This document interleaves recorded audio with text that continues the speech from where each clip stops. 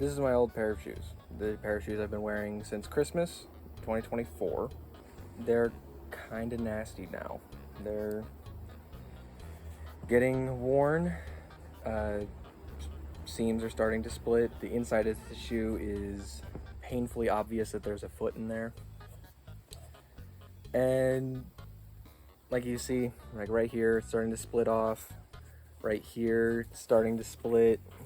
Inside, splitting. The sole is starting to fall out, because part of it also was the bottom of it. Like these used to be a lot taller shoes. The bottom of them had just started wearing off so much because of the concrete T-pads, because of this soft rubber. When you're throwing a disc, what's going to end up happening is you're going to put a lot of stress on this half of the shoe. This half of the shoe is all just going to be pushed against the ground.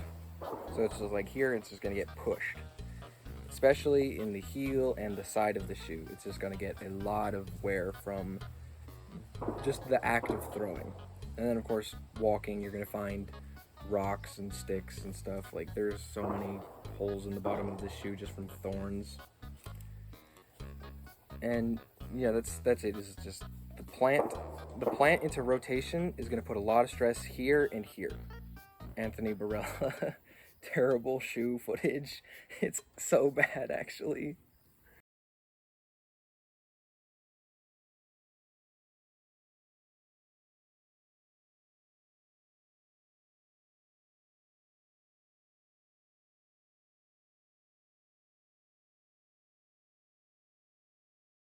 The terrains is like, obviously, concrete T-pad is the big shoe killer.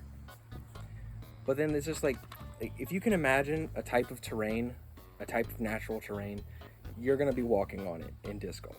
You've got rough woods, you've got like golf greens, golf fairways, you've got super rough, rocky, root, just really, really tough hiking terrain. Especially the courses around here in where I play a lot. There's a lot of just loose branches on the ground, thorns on the ground that can just puncture a soft rubber like this. Not only is the actual act of disc golf working against me for my shoes, the literal earth is working against me too. I don't know what to say about that. It is just hard to find shoes for disc golf. Just as a whole, with everything being looked at. It is almost 100% the biggest expense in disc golf. For me, shoes are lasting anywhere between 4 and 6 months on average. I haven't had a pair of shoes that's lasted longer than that. I've had a couple of pairs of shoes that have proven to be absolutely terrible. I had a pair of shoes, I was playing around at Branchwood, and I played around, it was like my 3rd month with those shoes, and I planted, rotated, and my shoe just, like, this entire part of the shoe just exploded. Like, my foot was out of the shoe. And that was on like hole 8 or something. I didn't finish that round very well. I got the privilege of meeting Justin, who works at Uncle Sam's Safari Outfitters, or he owns it, sorry. Let me put some respect on that name. And I worked out a sponsorship deal with him, which was great, fantastic. We love Justin for this. And I explained to him what the problems were with shoes, specifically for my shoes in disc golf. And he took out his options and gave me this pair of Salomon Speed Cross 6s.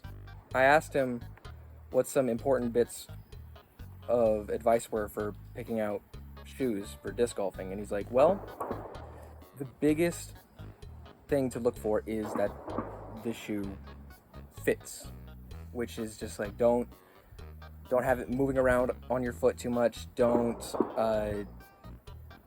have it too unreasonably tight. And The biggest thing that he gave me advice for was that the sidewall of the shoe is a different material than the top of it, so that it can be more sturdy. These are super light shoes. Like, these are so much, this is so much lighter than this shoe. Like, it's a little bit narrower, but it's a little bit narrower, but it's not a huge problem, honestly. I thought initially that this shoe was going to be too narrow for my foot, but the thing that changed it was that this material is a little bit stretchier. It stretches a little bit, so that it's not compressing on my foot, and it's not moving around either. This is a great shoe. It's a good shoe for grip as well. It's got higher tread than I usually wear. It's also like a lot harder of a rubber than the shoe I was already wearing. And it's a nice shoe, it looks good, and I'm grateful that Justin offered to sponsor me. And he's got a great shop in pretty central Fayetteville on College.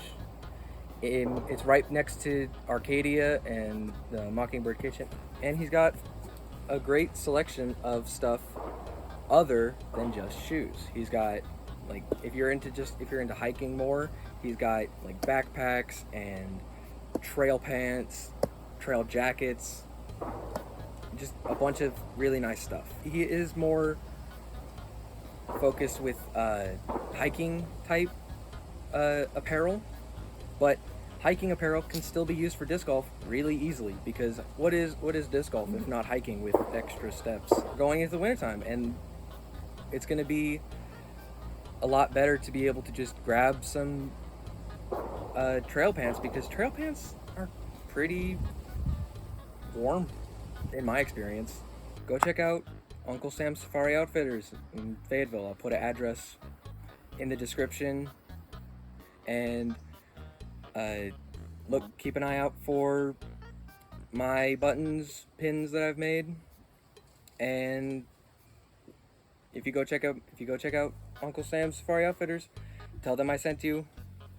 If you have any more specific questions about buying shoes for disc golf, put them in the comments, and I will talk to Justin and make a part 2 filled with you guys' questions or more information that I found on my own. Thanks, Justin.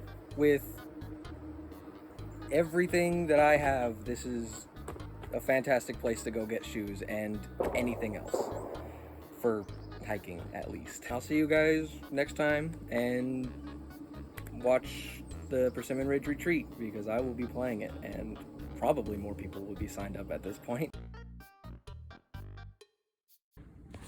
All right, here we go. New shoe. What? They're already on my feet.